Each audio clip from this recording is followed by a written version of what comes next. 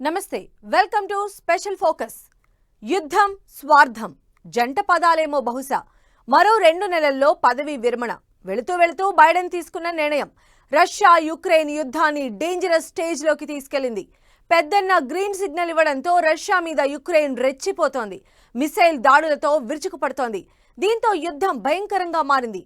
మరి ఇప్పుడు రష్యా ఏం చేయబోతోంది? న్యూక్లియర్ పాలసీని అప్డేట్ చేసిన పుతిన్ అణు దాడులకు సిద్ధమవుతున్నారా? అదే జరిగితే మూడో ప్రపంచ యుద్ధం ఖాయమా?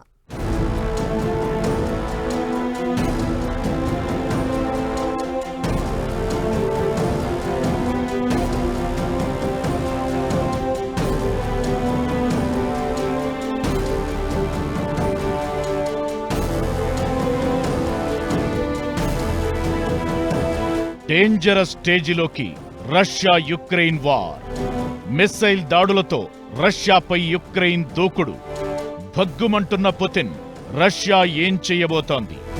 యుక్రెయిన్ దూకుడుతో అణు యుద్ధం తప్పదా? అణు దాడి జరిగితే మూడో ప్రపంచ యుద్ధం తప్పదా?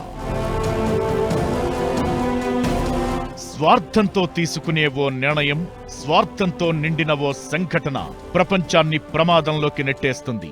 మొదటి 2 ప్రపంచ యుద్ధాల్లో అదే జరిగింది.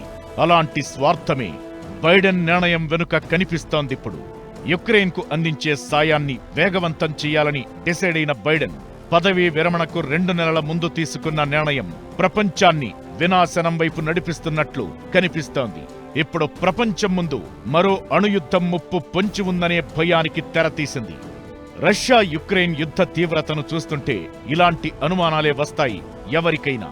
రష్యా మీదకు దీర్ఘశ్రేణి క్షిపణులను ప్రయోగించేందుకు యుక్రెయిన్కు అమెరికా అనుమతిచ్చింది. పెద్దన్న గ్రీన్ సిగ్నల్తో యుక్రెయిన్ రెచ్చిపోతోంది. ఈ దాడులపై భగ్గుమంటున్న రష్యా ఏం చెయ్యబోతోంది? ఎలాంటి నిర్ణయం తీసుకోబోతోంది? అణు యుద్ధం తప్పదా అనే భయాలు క్రియేట్ అయ్యాయి ఇప్పుడు ప్రపంచ దేశాల్లో. అమెరికా అలా అనుమతిచ్చిందో లేదో, ఇకపై క్షిపణులే మాట్లాడతాయి, సమాధానం చెబుతాయంటూ కామెంట్లు చేసిన యుక్రెయిన్ అధ్యక్షుడు జెలెన్స్కీ రష్యా మీద దాడులను ముమ్మరం చేశారు. అమెరికా తయారు చేసిన ఆర్మీ టాక్టికల్ మిసైల్ సిస్టమ్ క్షిపణులతో పుతిన్ సేనలకు ఊపిరాడకుండా చేస్తోంది యుక్రెయిన్. బ్రయాన్స్క్ ప్రాంతంపై 6 క్షిపణులతో అటాక్ చేసింది. వాటిలో 5ంటిని కూల్చివేశామని, మరో దాన్ని నాశనం చేశామని రష్యా సేనలు చెబుతున్నాయి. ఇకటు యుక్రెయిన్ మీద రష్యా డ్రోన్లతో విరుచుకుపడుతోంది. దీంతో ఇప్పుడు 2 దేశాల మధ్య తీవ్ర ఉద్రిక్తతలు కనిపిస్తున్నాయి. వార్ ప్రమాదకర స్థాయికి చేరుకున్నట్లు కనిపిస్తోంది. దీంతో 1000 రోజులు పూర్తి చేసుకున్న యుద్ధం 100 ఏళ్ల విధ్వంసాన్ని, విషాదాన్ని పరిచయం చేస్తుందా? ప్రపంచాన్ని ప్రమాదంలోకి నెట్టేస్తుందా అనే టెన్షన్ కనిపిస్తోంది. తమ దేశంపైకి లాంగ్ రేంజ్ మిసైల్స్ ప్రయోగించడానికి యుక్రెయిన్ కు అమెరికా గ్రీన్ సిగ్నల్ ఇవ్వడం రష్యా అధ్యక్షుడు పుతిన్ కు కోపం తెప్పిస్తోంది. యుక్రెయిన్ మిసైల్ దాడి చేస్తే నాటో దేశాలు యుద్ధంలో ఎంటర్ అయినట్లే అని గతంలో పుతిన్ పదే హెచ్చరించారు. దానికి అనుగుణంగా దేశ న్యూక్లియర్ పాలసీని అప్డేట్ చేసుకున్నారు. యుక్రెయిన్ మిసైల్ దాడుల వేళ పుతిన్ అణ్వస్త్ర వినియోగాన్ని తెర మీదకు తీసుకొచ్చారు. పశ్చిమ దేశాలు తమ దేశంపైకి నేరుగా దాడి చేస్తే అణ్వాయుధాలు వాడటానికి వీలుగా అణు ముసాయిదాను సవరించారు. ఇప్పటికే ఆ దస్త్రంపై సంతకం చేశారు కూడా. అణ్వాయుధాలు కలిగి ఉన్న దేశం సాయంతో ఏ దేశమైనా తమపై దాడి చేస్తే దాన్ని సంయుక్త దాడిగానే లెక్కలోకి తీసుకుంటామని ఆ ముసాయిదాలో క్లియర్గా ఉంది. కూటమిగా ఎవరు దాడి చేసినా ఆ దేశాలపై రష్యా అణుదాడి చేయొచ్చన్నమాట. ఇదే ఇప్పుడు రకరకాల భయాలకు కారణమవుతోంది. అణుయుద్ధం తప్పదా అనే అనుమానాలకు తావిస్తోంది. రష్యా కనుక ఒకవేళ ఈ డాక్ట్రిన్ ప్రకారం, రివైజ్ డాక్ట్రిన్ ప్రకారం యుక్రెయిన్ మీద ఎట్టి పరిస్థితుల్లోనూ న్యూక్లియర్ వెపన్స్ వాడితే, ఇవి even if it is tactical nuclear missiles అంటే 5 kT కిలోటన్ కంటే కింద ఉన్న లోకల్ ఏరియాని, అంటే 5 కిలోమీటర్స్ కంటే ఎక్కువ డేంజరస్ జోన్ లేనివి చేసినా కానీ అది మూడో ప్రపంచానికి యుద్ధానికి దారితీస్తుంది. అందులో సందేహం ఏమీ లేదు. రష్యా దగ్గర అణ్వాయుధాలు వేలల్లో ఉన్నాయి. ప్రపంచంలోనే అత్యధిక సంఖ్యలో న్యూక్లియర్ వార్ హెడ్లు ఉన్న దేశం రష్యానే. 1994లో సోవియట్ నుంచి విడిపోయే నాటికి యుక్రెయిన్ దగ్గర కూడా భారీగానే అణ్వాయుధాలు ఉండేవి. ఆ జాబితాలో ప్రపంచంలోనే 3వ అతిపెద్ద దేశంగా యుక్రెయిన్ ఉండేది. రష్యాతో ఒప్పందంలో భాగంగా తన అణు ఆయుధాలను ఆ దేశం నాశనం చేసింది. అయితే అమెరికాతో పాటు అణు సంపత్తి ఉన్న దేశాలు యుక్రెయిన్ కు సపోర్ట్ గా ఉన్నాయి.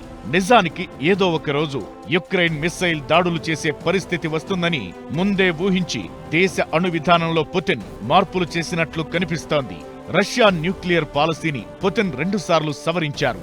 యూరోప్ దేశాలను కంట్రోల్లో పెట్టాలంటే అణ్వాయుధ ప్రయోగమే మార్గమని ఫిక్స్ అయిన పుతిన్ ఎప్పుడు ఎలాంటి నిర్ణయం తీసుకుంటారోననే టెన్షన్ వెంటాడుతోంది. అణు యుద్ధం మొదలైతే ఆ మంటలు ప్రపంచమంతా అంటుకునే ప్రమాదముంది. అదే జరిగితే దేశాలన్నీ విడిపోయి ప్రపంచ యుద్ధానికి దారి తీయడం ఖాయమనే అభిప్రాయాలు వినిపిస్తున్నాయి.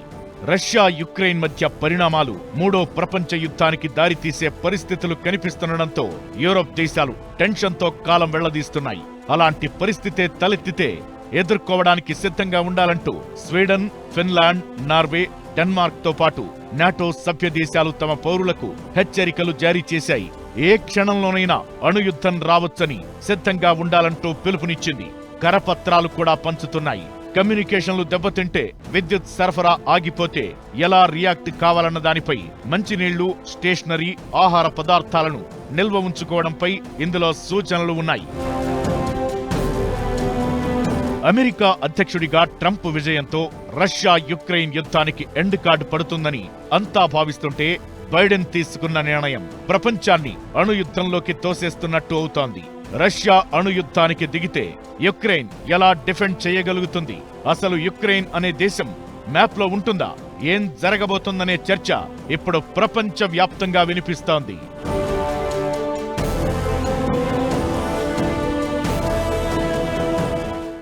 న్యూక్లియర్ పాలసీని అప్డేట్ చేసిన రష్యా యుక్రెయిన్ మీద అణుయుద్ధానికి దిగితే జరగబోయేది ఏంటి? యుక్రెయిన్ ఎలా డిఫెండ్ చేసే ఛాన్స్ ఉంది? అసలు తట్టుకొని నిల్చునే సత్తా ఆ చిన్న దేశానికి ఉందా? రష్యాను రానివ్వు చూసుకుందామన్నట్లు హామీ ఇచ్చిన నాటో దేశాలు యుక్రెయిన్కు ఎలాంటి సపోర్ట్ ఇచ్చే అవకాశం ఉంది? రష్యా యుక్రెయిన్ యుద్ధంలో నెక్స్ట్ జరగబోయేది ఏంటి?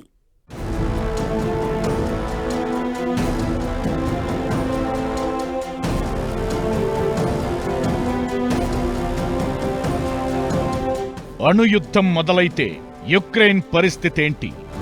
యుక్రెయిన్కు నాటో నుంచి ఉండబోయే సపోర్ట్ ఏంటి?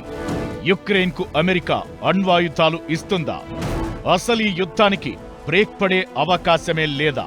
దాదాపు 30 ఏళ్ల కింద స్వతంత్ర దేశంగా యుక్రెయిన్ అవతరించిన తరువాత ప్రపంచంలోనే 3వ అతిపెద్ద అణ్వస్త్ర శక్తిగా ఉండేది.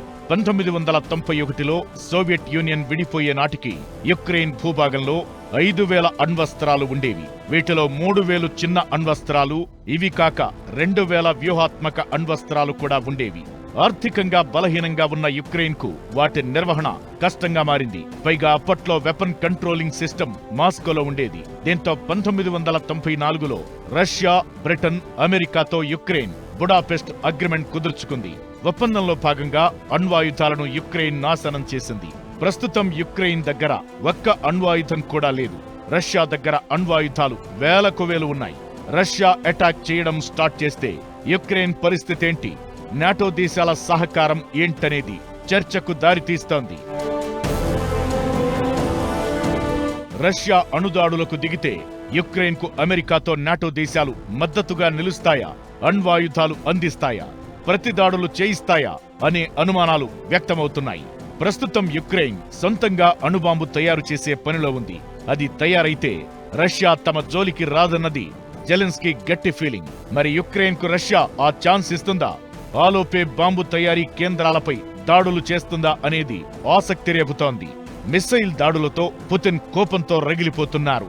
అటాక్ చేస్తున్న యుక్రెయిన్తో పాటు అనుమతిచ్చిన అమెరికాను, నాటో దేశాలను ఆయన టార్గెట్ చేయడం ఖాయంగా కనిపిస్తోంది. దీంతో ప్రస్తుతం తీవ్ర ఉద్రిక్త పరిస్థితులు కనిపిస్తున్నాయి. మరో వారం 10 రోజుల్లో ఈ టెన్షన్లు తగ్గుముఖం పడితే పర్లేదు. లేదంటే అది 3వ ప్రపంచ యుద్ధానికి దారి తీయడం ఖాయమనే అంచనాలు వినిపిస్తున్నాయి.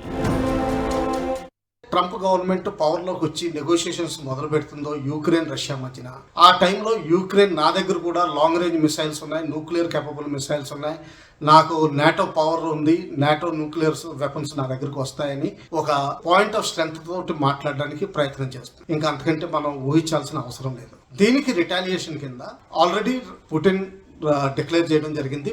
రష్యా యుక్రెయిన్ యుద్ధం మొదలై 1000 రోజులు దాటింది. మరో 3 నెలల్లో 3 ఏళ్లు పూర్తవుతుంది. క్రిమియా అనే ప్రాంతం చుట్టూ మొదలైన ఉద్రిక్తతలు 2 దేశాల మధ్య యుద్ధానికి దారితీసి అది ప్రపంచాన్ని భయపెడుతోంది. క్రిమియాను కారణం చూపించిన పుతిన్ ఆలోచన వేరే. యుక్రెయిన్ అనేది రష్యాకు పెట్టని గోడ లాంటిది. ప్రపంచ యుద్ధంలో పశ్చిమం నుంచి దాడి జరిగినప్పుడు ఆ దేశాన్ని అడ్డుగా పెట్టుకుని రష్యా తనను తాను కాపాడుకుంది. అక్కడి నుంచి రష్యా రాజధాని మాస్కో 1600 కిలోమీటర్ల దూరంలో ఉంటుంది. యుక్రెయిన్ నాటో కూటమిలో చేరితే మాస్కోకు దూరం తగ్గిపోతుంది. కేవలం 600 కిలోమీటర్ల దూరంలో ఉంటుంది. రష్యాకు యుక్రెయిన్ సెక్యూరిటీ జోన్ లాంటిది. అందుకే యుక్రెయిన్ నాటోలో చేరితే రష్యాకు ప్రమాదమనేది పుతిన్ ఆలోచన. యుక్రెయిన్ మాత్రం నాటోలో చేరేందుకు ప్రయత్నాలు మొదలుపెట్టింది. ఇలా క్రిమియాను అడ్డు పెట్టుకుని యుక్రెయిన్కు నాటోకు బ్రేక్లు వేసే ప్రాసెస్లో మొదలైన యుద్ధం 3 ఏళ్లు పూర్తి చేసుకోబోతోంది. ఇప్పుడా వార్ డేంజరస్ స్టేజ్లోకి చేరి ప్రపంచ యుద్ధ భయాన్ని పుట్టిస్తోంది. జనవరి 21న అమెరికా అధ్యక్షుడిగా ట్రంప్ బాధ్యతలు తీసుకుంటారు. ఆ తరువాత యుక్రెయిన్కు ఆయుధాల సరఫరాను తగ్గించే అవకాశముంది. అప్పుడు పరిస్థితి అదుపులోకొచ్చే ఛాన్స్ ఉంది. అయితే ఈ 2 నెలలు ఏం జరుగుతుందన్నదే ఇప్పుడు ప్రపంచం భయం. యుక్రెయిన్ మిస్సైల్ దాడులతో పుతిన్ కోపంతో ఊగిపోతున్నారు. న్యూక్లియర్ బాంబ్ రూపంలో కౌంటర్ ఇచ్చేందుకు సిద్ధమవుతున్నారనే చర్చ జరుగుతోంది. యుద్ధం మరింత ముదిరితే ప్రపంచం 2గా విడిపోవడం ఖాయం. యుక్రెయిన్కు అమెరికా, యూరోప్ దేశాలు అండగా నిలిస్తే రష్యాకి చైనా సపోర్ట్గా నిలిచే ఛాన్స్ ఉంది. దేశాలన్నీ యుద్ధకాంక్షను పెంచుకుంటూ పోతే నష్టపోయేది అందరూ. రష్యా సరిహద్దుగా ఉన్న నార్వే, స్వీడన్, డెన్మార్క్ దేశాలు టెన్షన్లో ఉన్నాయి. అక్కడి జనాలు నిత్యావసర సరుకుల్ని భారీగా పోగేసుకుంటున్నారు. అణుయుద్ధం మొదలైతే పరిస్థితి దారుణంగా ఉండడం ఖాయం. రష్యా యుక్రెయిన్ యుద్ధం 3వ ప్రపంచ యుద్ధానికి దారితీస్తే అది మానవాళి అంతమే. ఈ యుద్ధం చరిత్ర చెప్పుకోవడానికి భవిష్యత్ తరాలు ఉండవన్నది మాత్రం క్లియర్. ప్రపంచ దేశాలన్నీ ఇకపై జోక్యం చేసుకోవాల్సిన అవసరముంది. ఓవైపు ఇప్పటికే ఇరాన్, ఇజ్రాయెల్ మధ్య ఉద్రిక్తతలు పీక్స్కు చేరుకున్నాయి.